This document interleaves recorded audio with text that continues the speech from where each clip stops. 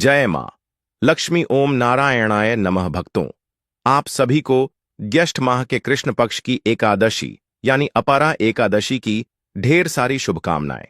नमस्कार भक्तों, आपका आज हम इस वीडियो में बात करेंगे आने वाली अपरा एकादशी के बारे में, जो इस बार 23 या 24 मई को पड़ रही है। इस एकादशी का व्रत किस दिन रखना है, पारण कब करना है, पूजा की विधि क्या होगी और इसका शुभ मुहूर्त क्या रहेगा, इन सभी बातों की पूरी जानकारी हम इस छोटी सी वीडियो में आपके साथ साझा करेंगे। यह अपरा एकादशी बहुत ही विशेष मानी जाती है क्योंकि यह सौभाग्य देने वाली होती है। कहा जाता है कि यदि कोई स्त्री जिसे जीवन में भाग्य का साथ नहीं मिल रहा, वह इस व्रत को श्रद्धा से करे तो उसका सोया हुआ सौभाग्य जाग उठता है। जिन लोगों को संतान नहीं हो रही या जिनके जीवन में लगातार कठिनाइयां बनी हुई हैं, उनके लिए यह व्रत विशेष फलदायी होता है। ऐसा भी माना गया है कि जिनके जीवन में आर्थिक तंगी या पारिवारिक कलह चल रही हो, उनके लिए यह एकादशी बहुत ही असरदार उपाय हो सकती है। यदि मोक्ष की कामना हो तो यह व्रत श्रेष्ठ मार्ग दिखाता है। अब सवाल उठता है कि इस व्रत को कैसे किया जाए, क्या नियम होते हैं, किस चीज का दान करना चाहिए, कौन सी वस्तुएं नहीं खानी चाहिए और किन चीजों का एक दिन पहले से त्याग करना होता है, यह सब हम इस वीडियो में बताएंगे। इस दिन कुछ खास चीजों का त्याग करना जरूरी होता है और व्रत के नियमों का पालन भी आवश्यक होता है। इस व्रत के पूजन में क्या विधि अपनाई जाए, दान में क्या दें, पारण किस समय करें और कौन सा समय सबसे शुभ रहेगा, यह सब जानकारी हम आपको पंचांग और पुराणों के अनुसार देने जा रहे हैं। हम हमेशा यही प्रयास करते हैं कि किस तिथि को कौन सा व्रत या पर्व मनाना है और किस विधि से पूजा करनी है, यह सब आपको सही और स्पष्ट रूप से बताया जाए। अगर आप इस तरह की धार्मिक और ज्ञानवर्धक जानकारी लगातार पाते रहना चाहते हैं तो वास्तु ज्ञान ज्योतिष चैनल को जरूर सब्सक्राइब करें। अब जानकारी आरंभ करने से पहले आपसे एक निवेदन है कि अगर यह वीडियो आपको थोड़ा भी उपयोगी लगे तो कृपया एक बार लाइक जरूर कर दीजिएगा, क्योंकि आपका एक लाइक हमारे लिए बहुत मायने रखता है। साथ ही अपनी मनोकामना की पूर्ति और व्रत की सफलता के लिए कमेंट बॉक्स में ओम नारायण नमः जरूर लिखें। इस मंत्र की बहुत ही विशेष महिमा है और ज्येष्ठ माह में इसे मूल मंत्र के रूप में माना जाता है। जहां भी संभव हो इस मंत्र को लिखें, बोलें और अपने जीवन में अपनाएं। चाहे तुलसी को जल दे रहे हो, पीपल को जल चढ़ा रहे हो, स्नान कर रहे हो या पूजा कर रहे हो, हर समय इस मंत्र का उच्चारण करें, ओम नारायण नमः। जितना अधिक इसे लिखेंगे और बोलेंगे, उतना अधिक लाभ आपको मिलेगा। ओम नारायण नमः। दोस्तों, इस पूरे वैशाख माह में किया गया कोई भी पुण्य कई हजार गुना अधिक फल देता है, ऐसा कहा गया है और यह बात बहुत पुराने समय से मानी जाती है। पद्म पुराण में इसका उल्लेख मिलता है। हमने पहले भी आपको एक विस्तृत वीडियो में इसकी महिमा के बारे में बताया था। अब हम जानकारी शुरू करते हैं और बात करते हैं आने वाली एकादशी की। यह एकादशी कृष्ण पक्ष की पहली तिथि पर आती है और इसे अपरा एकादशी कहा जाता है। यह एक ऐसी एकादशी है जो आपके जीवन का दुर्भाग्य दूर कर सकती है। पुराणों में इसका जो वर्णन मिलता है उसमें बताया गया है कि यह एकादशी सबसे अधिक पुण्य देने वाली मानी जाती है। जैसे पुराणों में सबसे बड़ा दान कन्यादान को माना गया है, उसी तरह अपरा एकादशी का व्रत भी बहुत महत्वपूर्ण है। हमारे सनातन धर्म में कन्यादान को महादान कहा गया है क्योंकि यह दान देवताओं, पूर्वजों और इंसानों तीनों को तृप्त और प्रसन्न करता है। लेकिन क्या आप जानते हैं कि केवल अपरा एकादशी का एक व्रत करने से 1000 कन्यादानों के बराबर फल प्राप्त होता है। यह फल उतना ही प्रभावशाली होता है जितना कि अनगिनत दानों को मिलाकर होता है। इसलिए आपसे यही कहेंगे कि एकादशी के दिन सच्चे मन से भगवान की पूजा करें, विधि पूर्वक कथा सुनें और नियमों का पालन करते हुए व्रत करें। यह व्रत न सिर्फ इस जीवन की समस्याओं से मुक्ति देगा, बल्कि परलोक में भी आपका कल्याण करेगा। यह सिर्फ परलोक के लिए नहीं, बल्कि इस जीवन के कष्टों को भी दूर करता है। यदि आप विधि से अपरा एकादशी का पूजन करते हैं तो आपके जीवन में सौभाग्य का आगमन होता है। चाहे आर्थिक समस्या हो, शारीरिक परेशानी हो, मानसिक तनाव हो, घर में क्लेश चल रहा हो, किसी से विवाद हो, काम में बाधा आ रही हो, व्यापार या नौकरी में दिक्कत हो। इस व्रत का प्रभाव हर तरह की मुश्किल को कम करता है, लेकिन ध्यान रहे कि इस व्रत के नियम अन्य एकादशियों से कुछ अलग होते हैं। मैं आपको कोई नई बात नहीं बता रहा, बल्कि वही बता रहा हूं जो पुराणों में लिखा है। अब बात करते हैं कि इस एकादशी का पूजन कैसे करना चाहिए, इसके नियम क्या रहेंगे और व्रत का कर्तव्य किस तरह निभाना है। जो लोग अपरा एकादशी का व्रत करना चाहते हैं, उन्हें दशमी तिथि से ही कुछ बातों का त्याग करना होता है, जैसे कि कांसे के बर्तन में भोजन नहीं करना चाहिए, और यह त्याग व्रत के एक दिन पहले से ही करना होगा। मांस मछली का सेवन तो बिल्कुल नहीं करना चाहिए।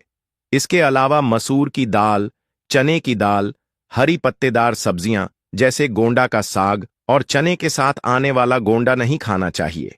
इन बातों का पालन करने से ही व्रत का पूरा फल प्राप्त होता है। मधु यानी शहद का प्रयोग नहीं करना है। अब आप सोचेंगे कि अगर शहद नहीं डालना है तो पंचामृत कैसे बनाएंगे? तो उसका सरल उपाय यह है कि आप शहद की जगह उसमें गंगा जल मिला दीजिए। इसके अलावा एक और जरूरी बात यह है कि दशमी तिथि को ही दूसरे का अन्न छोड़ देना चाहिए, यानी अपरा एकादशी के दिन किसी और के घर का भोजन नहीं करना चाहिए।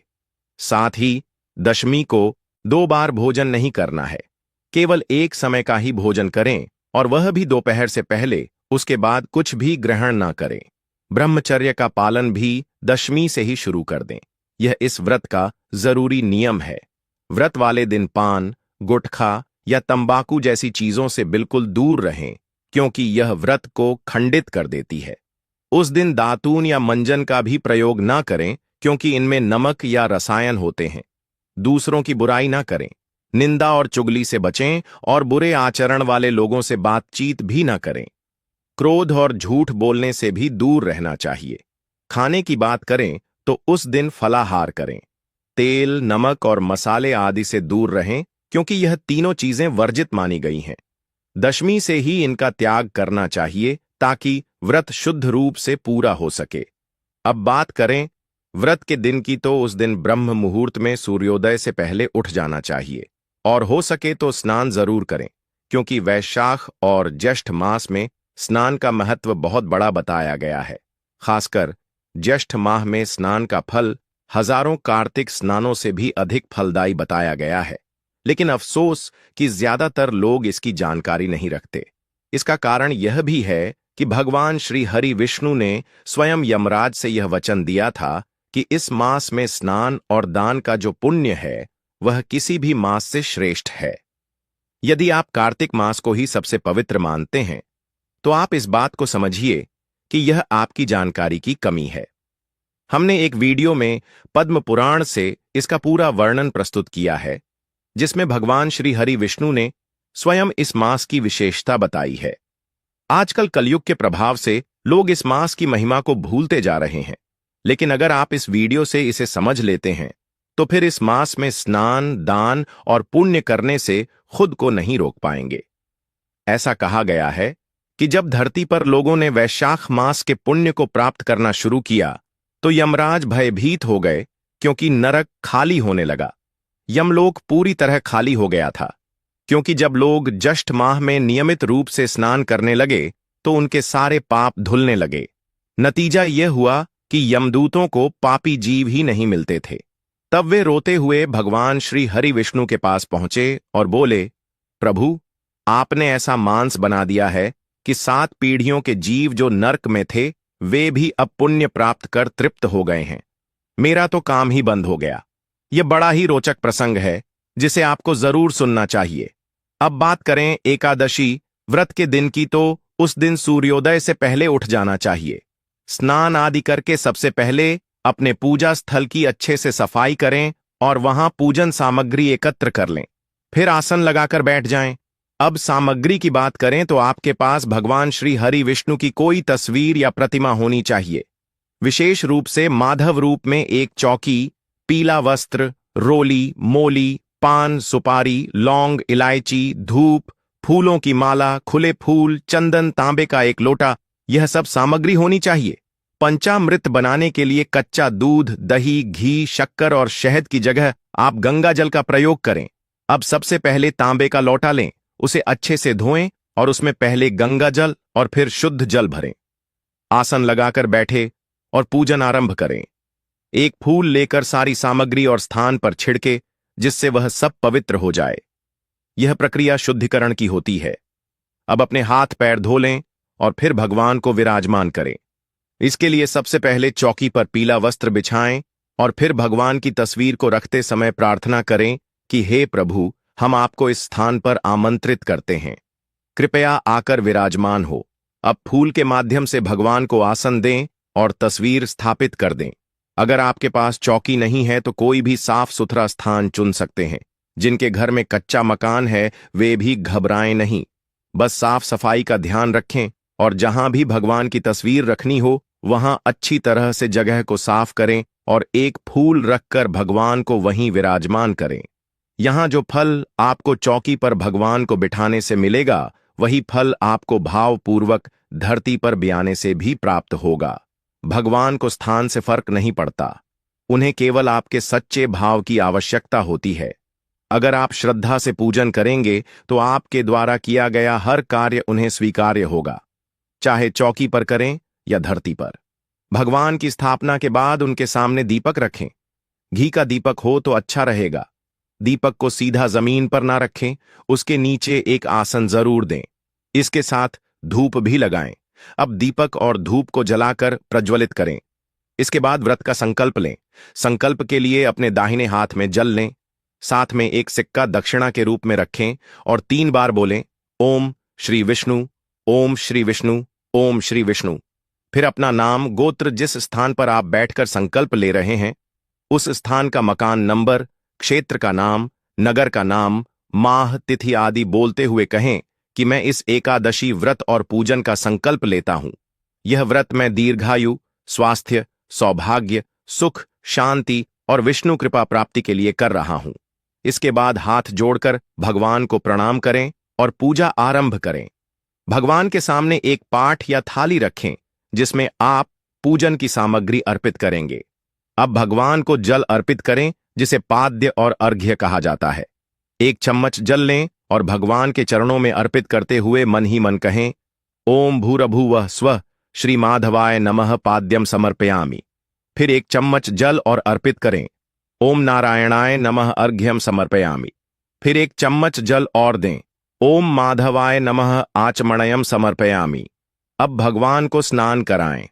अगर आपके पास प्रतिमा है तो उन्हें छुए बिना भावपूर्वक स्नान कराएं। 1 चम्मच जल लेकर अर्पित करें, ओम माधवाय नमः स्नानम समर्पयामि। फिर पंचामृत स्नान कराएं। पंचामृत में दूध, दही, घी, शक्कर और शहद की जगह गंगा जल का प्रयोग करें। मंत्र बोलें, ओम श्री माधवाय नमः पंचामृत स्नानम समर्पयामि। इसके बाद शुद्ध जल से स्नान कराएं। ओम माधवाय नमः शुद्ध जल स्नानम समर्पयामि। अब भगवान को वस्त्र अर्पित करें।